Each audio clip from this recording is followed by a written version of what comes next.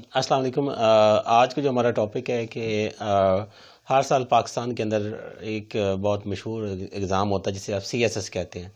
تو آج میں اس کا انٹروڈکشن آپ کو دینا چاہ رہا تھا کہ what is C S S.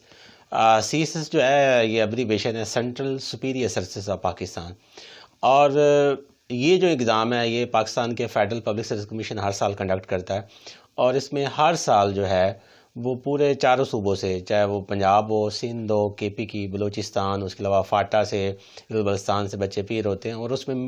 Maximum جو بچے پاس ہوتے ہیں ہر سال وہ ان کی رینج 250 سے 300 ہوتی ہے۔ اب C S S basically competitive exam ہوتا ہے، اس میں 12 پیپرز ہوتے ہیں۔ سب سے پہلے 6 کمپلسری پیپر ہوتے ہیں، وہ میں آپ کو بتا دیتا ہوں، جن میں سے انگلش ایسے ہوتا ہے 100 نمبر کا، اور اس کے بعد پریسی اینڈ کمپوزیشن 100 نمبر کی ہوتی ہے، اس کے بعد جنرل نالج کا 100 نمبر کا پیپر ہوتا ہے، کرنٹ افیئر کا 100 نمبر کا ہوتا ہے، پاکستان فیئر کا ہوتا ہے، اور اس میں اسلام جاتا ہے، ایویڈینس سائنس، یہ 600 نمبر کے یہ ہوتے ہیں۔ اب ان میں جو سب سے جو مشکل سبجیکٹ ہے وہ انگلش ایسے اور انگلش پریسی اور کمپوزیشن ہوتا ہے۔ اس میں جو بچہ پاس ہو جاتا ہے وہ آلموسٹ اس کی ایلوکیشن کے کافی زیادہ چانسز ہوتے ہیں۔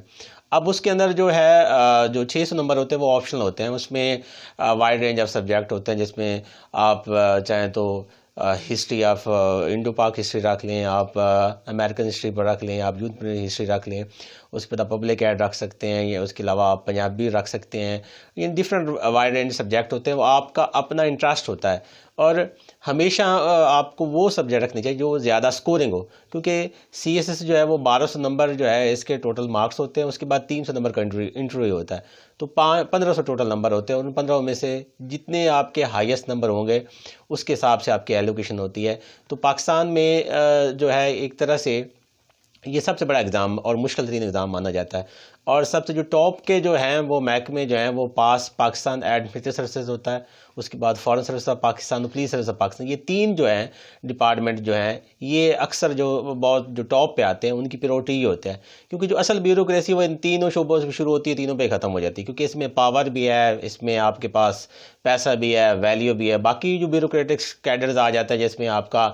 آ جاتا ہے، آپ کا ایف بی آر آ جاتا ہے، آپ کا کسٹم سروسز آ جاتا ہے، آپ کا کمرشل آ جاتا ہے، آپ کا کنٹونمنٹ بورڈ کے آ جاتے ہیں، ملٹری لینڈ کنٹونمنٹ اور بھی آ جاتے ہیں، لیکن ان کی اگر اس حساب سے پاور کے حساب سے دیکھے جائے تو اس کی اتنی زیادہ ویلیو نہیں ہے۔ ویلیو تو ہے کہ آپ سی ایس پی گنے جاتے ہیں، اور جو لوگ سی ایس ایس کرتے ہیں ان کو سی ایس پی بھی کہا جاتا ہے، یعنی